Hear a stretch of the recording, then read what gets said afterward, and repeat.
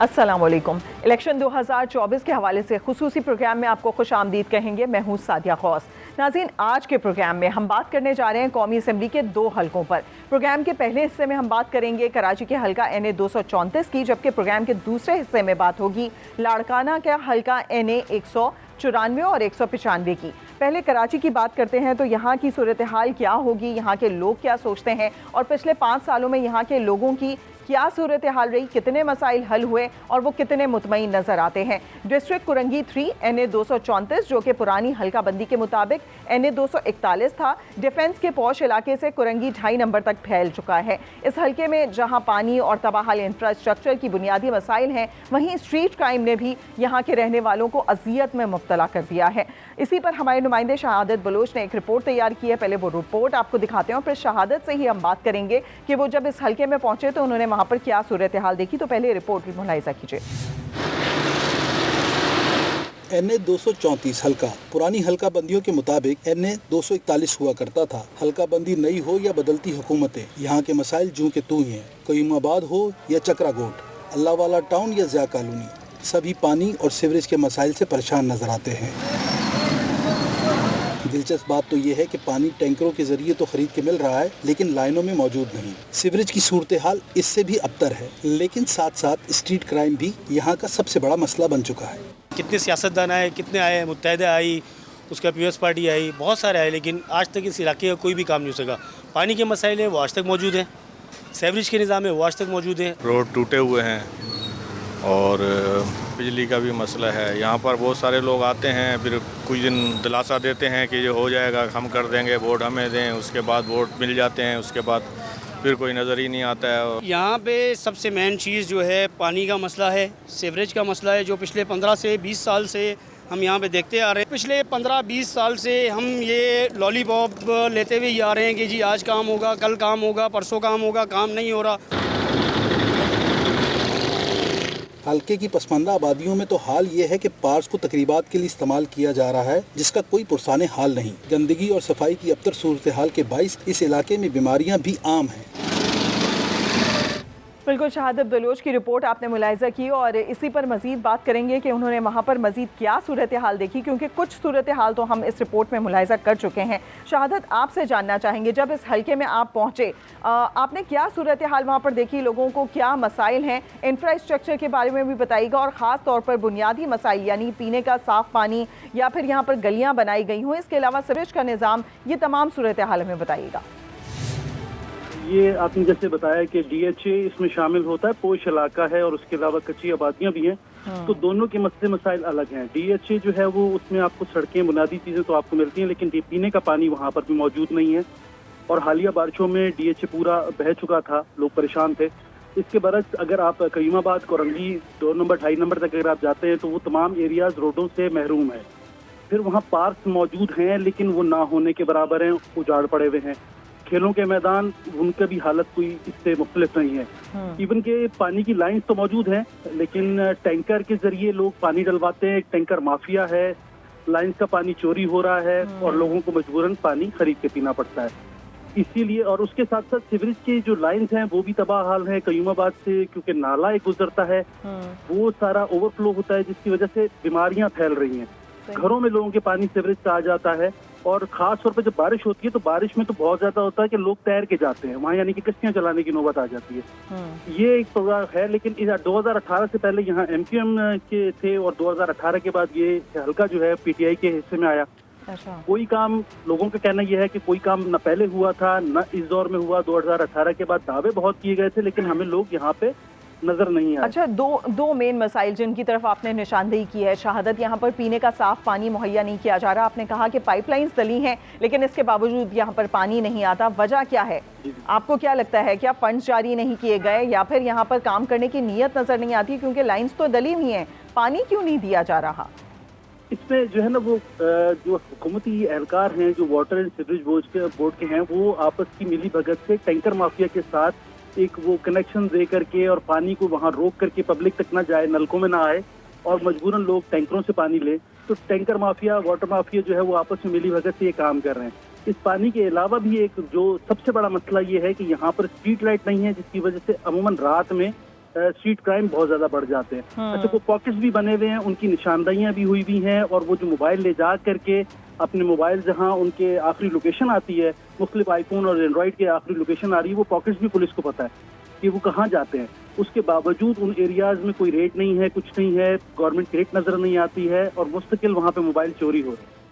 सही, लोग यानी अपनी कि बाइक अमन व से अमान के कैश से मसाइल भी महरूम अपनी जगह वैसे के वैसे हैं, और आपने जिस तरीके से जिक्र किया कि पिछले 10 सालों में यहाँ पर कोई खासी तब्दीली नहीं आ सकी है। उम्मीद करता है 2024 में वोटर जिसको भी इलेक्ट करेंगे वो बेहतर तरीके से काम कर सकेगा। इसी पर मजीद बात करेंगे। तजियाकार इम्तियाज़ खान फरहान साहब ने भी हमें ज्वाइन कर लिया है। इम्तियाज़ साहब, बहुत शुक्रिया आपके वक्त के लिए। मौजूदा सूरत हाल जिस तरीके से हमारे रिपोर्टर हमें अपडेट कर रहे थे, आपने भी जानी, आपको क्या लगता है कि आइंदा इलेक्शन में यानी कि 2024 में किसी किस्म की कोई सियासी तब्दीली मुतवक्के है?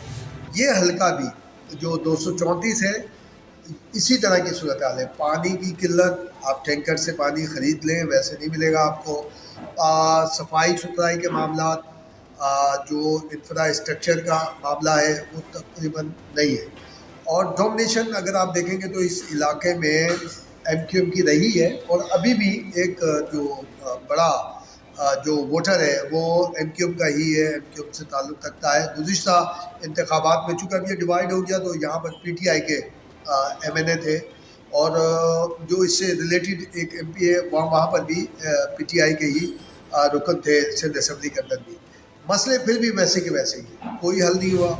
अच्छा, कराची की सियासत में तेज़ी से तब्दीली आ रही है। PTI तकसीम का शिकार है और दीगर सियासी जमातों में एतमाद की कमी नज़र आती है। क्या कहेंगे इस हवाले से आप?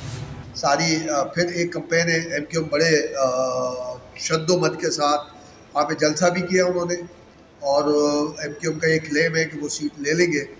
लेकिन सीट लेने के साथ मसाइल हल होंगे या नहीं होंगे, क्योंकि एक तवील अरसा MQM के यहाँ पर MNA MP रहे हैं, लेकिन मसाइल फिर भी जू के तू रहे, अब और ज़्यादा बढ़ गए पहले के मुकाबले में। तो ये मेरा और आपका, चूँकि मीडिया की हमारी आपकी ज़िम्मेदारी है, आप अपनी ज़िम्मेदारी पूरी अच्छी तरह अदा कर रहे हैं कि हर हल्के के मसले मसाइल दे रहे हैं। लेकिन मैं समझता हूँ वही है, गैस की लोड शेडिंग, पानी की किल्लत, बिजली के मामला, ओवर बिलिंग, इस सारी की सारी वही सूरत हाल है। अब अल्लाह खैर करे, अब नए वलवले से लोग आने की बातें कर रहे हैं। इम्तियाज़ साहब, तरक्याती काम भी नहीं हो सके, फिर सिवरेज, सेहत और तालीम और पीने का साफ पानी, ये तमाम मसाइल भी वैसे के वैसे हैं। कैसे हल होंगे? आवाम को कब रिलीफ मिल सकेगा? वोटर से जो भी है, आप अपने पसंद नापसंद की बात होती है कि मैं अपने पसंद नापसंद के कैंडिडेट को देता हूँ या पसंद नापसंद पार्टी के को दे। उससे के साथ साथ अगर थोड़ा ये भी देख लें कि आपके मसाइल को हल करेगा, सिर्फ इस हल्के में नहीं, तमाम हल्कों में आपको ये देखना चाहिए कौन सी पार्टी है जो आपके मसाइल हल कर सकती है और हल करने में दिलचस्पी रखती है, तो उसको कामयाब करवाइए। अब ज़ाहिर है कि यहाँ MQM तो है फील्ड में, पीपल्स पार्टी भी उसके मुकाबले में होगी, जमात इस्लामी ऑलरेडी होती है, तो अब कामयाबी किसकी होती है, और डोमिनेटिंग एरिया तो ये MQM का ही है। हल्का 234 के हवाले से आपने जाना, कराची का ये हल्का जिसमें हम देख रहे हैं कि मसाइल वैसे के वैसे हैं जिस तरह शहादत बलोच ने भी हमें आगाह किया। इसके अलावा इम्तियाज़ खान फरहान तजियाकार हमारे साथ मौजूद थे और इस हल्के की सियासी सूरत हाल पर बात कर रहे थे। नाज़रीन, यहाँ पर प्रोग्राम में वक्त हुआ एक ब्रेक का। ब्रेक के बाद हाजिर होंगे और बात करेंगे हल्का 194 और 95 की, और ये दोनों हल्के जो है वो लाड़काना के हैं। वहाँ पर क्या सूरत हाल है, पिछले 5 सालों में वहाँ पर कितनी तरक्की हो सकी है, इसी पर हम जायज़ा लेंगे। लेकिन यहाँ वक्त हुआ एक ब्रेक का, हमारे साथ रहिए।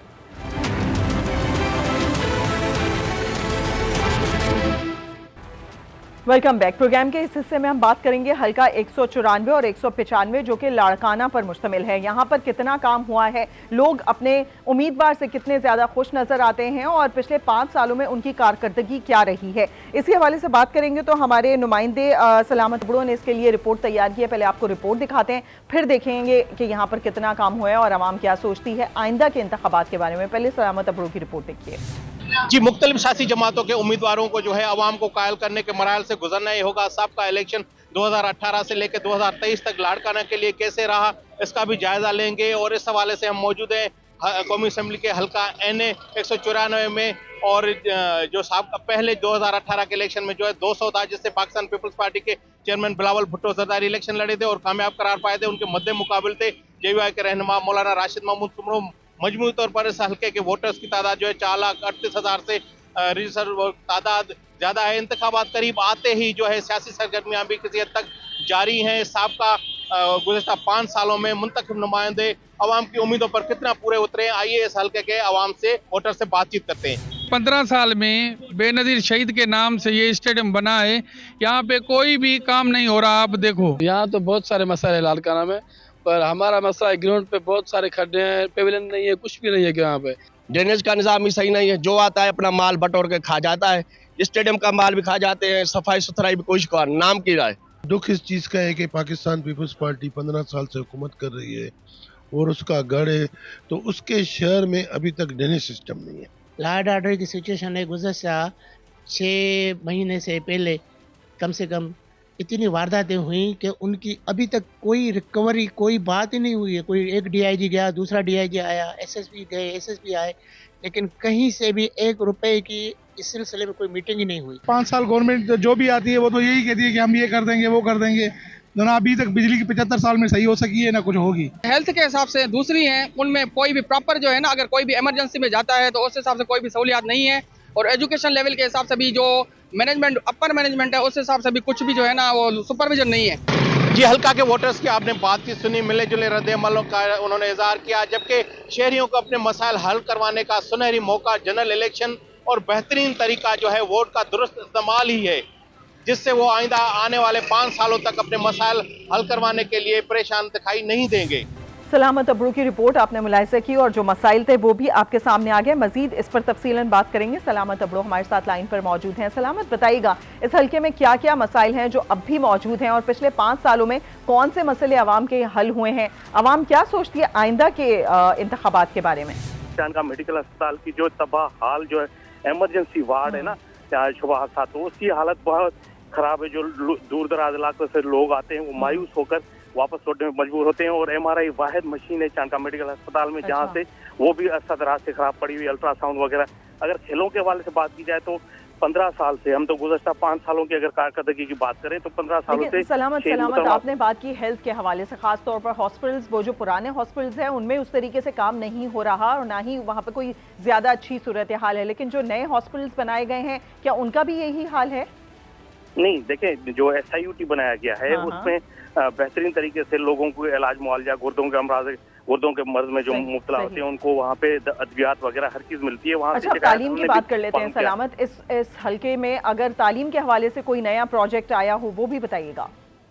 देखें, तालीम के हवाले से तो शहीद मोहतरमा बेनजीर भुट्टो मेडिकल यूनिवर्सिटी जो असदरा से बनी हुई है, लॉ कॉलेज बना हुआ है, वहाँ पे चांका मेडिकल कॉलेज है, वो पहले से ही है, तो वहाँ पे जो ना कुछ बेहतर सूरत हाल कह सकते हैं बड़े बड़े इदारों में। बाकी जो है 2022 में जो हालिया ये सैलाब और बारिशों की सूरत हाल सलामत आप बता रहे हैं, इसके बाद तो यहाँ के अवाम काफी ज्यादा मुतमईन होंगे, इतने बड़े बड़े प्रोजेक्ट्स लगाए गए हैं तो यहाँ पर मसाइल इतने ज्यादा नहीं होंगे। लेकिन वही मैं कह रहा हूँ कि अगर खेलों के हवाले से भी बात की जाए और दीगर मसाइल के हवाले से, तो खेलों की शहीद मोहतरमा बेनजीर भुट्टो म्युनिसिपल स्टेडियम में 5 सालों की हम बात करते हैं कारकर्दगी को, 15 साल से वहाँ पे जो ना नौजवान खिलाड़ियों के मुताबिक उन्होंने बिलावल भुट्टो से, हमारी जो इनसे बात हुई तो बिलावल भुट्टो से उन्होंने अपील की कि अपने वालदा के नाम से मंसूब जो म्युनिसिपल स्टेडियम में खेल का वाहिद मैदान है उसकी हालत इज़ार आप देखें, गड्ढे पड़े हुए हैं, पवेलियन मुकम्मल नहीं है, जिसके बाद वहाँ पे खेलों के हवाले से उनको मुश्किलात का सामना करना पड़ा है। अगर बात की जाए मनशियात के हवाले से तो तालीमी इदारों के बाहर जो है अमन अमान, ये तो पुलिस का शुबा से कहा जाए तो वहाँ पे मनशियात हीरोइन की वगैरह खुले आम सरे इस्तेमाल करते हैं, उनको कोई रोकने वाला नहीं है। और ट्रैफिक के मसाइल जो हैं, ट्रैफिक के मसाइल इतने हैं जो लोगों को कई कई घंटे जो ना लाइनों में खड़ा रहना पड़ता है, जबकि छुट्टी या दफातर और स्कूल की कॉलेज की छुट्टी का वक्त होता है उस टाइम। अगर ट्रांसपोर्ट के हवाले से अगर बिलावल भुट्टो ने जो पीपल्स बस सर्विस सिंध भर में जो इफ्तिताह कराया और लाड़काना में भी उसका जाल बिछाया, तो वहाँ पे जो एक ही रूट पे अभी चलाई जा रही है शहरियों के मुताबिक और शागिर्दों तलबा तालबात ने उन्होंने कहा कि हमारी यानी कि बहुत से ऐसे प्रोजेक्ट्स हैं जिन पे काम हुआ और वो मुकम्मल भी किए गए, लेकिन फिर भी मसाइल हैं कुछ जिनके लिए आवाम बोलती हुई नजर आती है। जिस तरीके से आपने खेल के मैदान के हवाले से बात की और इसके अलावा ट्रांसपोर्ट पर भी बात की, बदमनी पर भी बात की। सलामत अब्रो हमारे साथ रहेगा। सीनियर तज्जियाकार बाबू इकबाल साहब ने भी हमें ज्वाइन कर लिया है। बाबू इकबाल साहब, बहुत शुक्रिया आपके वक्त के लिए। जानना चाहेंगे पिछली हुकूमत ने जो काम किए, सलामत की बात आपने सुनी और यहाँ सोचती है वो भी हमने आपको बताया, आइंदा के इंतखाबात में यानी कि 2024 में किसी किस्म की सियासी तब्दीली आती नजर आ रही है? कोई इतना ज़्यादा फ़र्क नहीं पड़ेगा। जिस तरह पहले ये सीट पीपल्स पार्टी के पास थी, इस दफ़ा भी मुकाबला तो होगा, क्योंकि रवायती हरीफ जो हैं पाकिस्तान पीपल्स पार्टी के NTPP ग्रुप जब भी इलेक्शन होती है तो वो वजूद में आता है। वो लाड़काना इत्तेहाद के नाम से आता है, उसमें मुख्तलिफ़ सियासी पार्टी होती हैं, GDA। वो मुकाबला तो अपनी जगह पे होता है, होगा, और इस दफ़ा भी होगा। मुखालिफ जो हैं वो इस दफ़ा भी जो भी इस सीट पे खड़ा होगा उससे मुकाबले के लिए जो है NTPP ग्रुप वो तैयार है और मुकाबला करेगा। अच्छा इकबाल साहब, सिंध की सियासत में लाड़काना का हम देखते हैं अहम किरदार है। सिंध में PP की हुकूमत की वजह से भी आम तासुर यही रहा है कि यही सियासी जमात आइंदा इंतखाबात में बेहतर नतीजा देगी। इस बार के लिए आपकी क्या राय है? पीपल्स पार्टी से मुकाबला करने के लिए कोई मजबूत हरीफ नहीं होता, और लोगों के पास सब्स्टिट्यूट कह लें या नेमुल बदल कह लें या अल्टरनेट कह लें, वो इतना मजबूत नहीं सामने आया कि लोग जो है खुल के जा सकें। लेकिन यहाँ माजी में ये मिसालें रही हैं कि एक सीट की पे जीत के आने वाले को भी वज़ीर आला बनाया गया है। अच्छा बाबू इकबाल साहब, लाड़काना के मसाइल में काफ़ी हद तक कमी ज़रूर आई है, लेकिन मसाइल अभी भी मौजूद हैं। ख़ास तौर पर अगर पीने के साफ़ पानी का जिक्र किया जाए, इसके अलावा सेहत के हवाले से भी पुराने हॉस्पिटल्स की बात हुई, खेल के मैदानों की बात हुई। क्या आइंदा की हुकूमत इन मसाइल को हल कर सकेगी? देखें, अगर आइंदा फिर पीपल्स पार्टी की गवर्नमेंट बनती है तो 12 साल से तो पीपल्स पार्टी की बदस्तूर यहाँ सिंध में गवर्नमेंट रही है। अगर वो चाहें तो ये सारा कुछ सिंध गवर्नमेंट की डोमेन में है, वो करना चाहते तो बहुत कुछ कर सकते थे। अगर उन्होंने NICVD यहाँ लाड़काना में बनाया, दूसरी जगह पे जाके आप देखें तो SIUT बना, उसके बाद यहाँ ट्रामा सेंटर बना जो अभी तक फ़ाल नहीं हो सका। लेकिन अस्पताल की किसी भी सिंध के ज़िले हेडक्वार्टर की बात कर लें या लाड़काना का जो टीचिंग हॉस्पिटल है उसकी इमरजेंसी की बात कर लें, उनकी हालत ज़ार जो है वो आज भी वैसी है। बाबू इकबाल साहब, लाड़काना के इस हलके में दीगर हलकों के मुकाबले में कितना बेहतर काम हुआ है, आप क्या तज्जिया पेश करेंगे? और बिलावल भुट्टो जरदारी के जीतने से यहाँ कितना काम हुआ है? जाहिर है जब वो जीते तो उनको पार्टी के हेड भी हैं, पार्टी की पॉलिसी और उनको भी टाइम देना पड़ता है। अपने हलके में उनको जब भी कोई मसाइल लोगों ने बताए तो उन्होंने ये चाहा ज़रूर कि ये मसाइल लोगों के हल हों, ये डिमांड लोगों की पूरी हो, लेकिन ऐलान तक रह गए। बहुत शुक्रिया। सलामत अबरो भी हमारे साथ मौजूद थे, और इसके अलावा तज्जियाकार बाबू इकबाल साहब ने भी हमें ज्वाइन किया था और लाड़काना के इन दोनों हलकों के हवाले से काफ़ी तफसीलन उन्होंने सूरत हाल बयान की कि वहाँ पर पिछले 5 सालों में कितना काम हो सका है और यहाँ की आवाम आइंदा के लिए क्या सोचते हैं। और हमारे प्रोग्राम का मकसद भी ना सिर्फ ये कि यहाँ पर वोटर्स को गाइडेंस दी जा सके, बल्कि ये भी मकसद है कि यहाँ से उम्मीदवार जो कामयाब हुए थे उनको भी जायज़ा लेना होगा कि उन्होंने अपने मंशूर के मुताबिक कितना आवाम को डिलीवर किया है और आइंदा के लिए वो क्या चीज़ बेहतर कर सकते हैं। हमारे प्रोग्राम का वक्त ख़त्म हुआ चाहता है और एक और प्रोग्राम के साथ और दीगर हलकों की सूरत हाल लेकर आपके सामने हाजिर होंगे। तब तक के लिए इजाज़त दीजिए। अल्लाह हाफ़िज़।